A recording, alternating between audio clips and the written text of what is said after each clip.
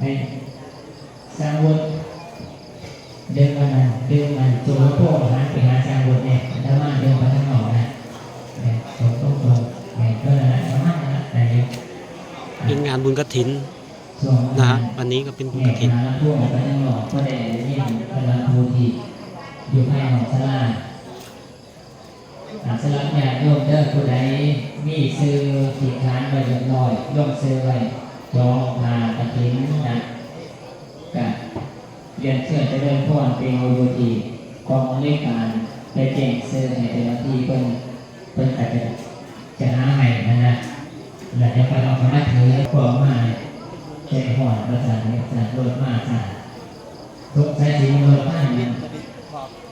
สุวิสัยก็เห็นก็แจ้งเข้ามา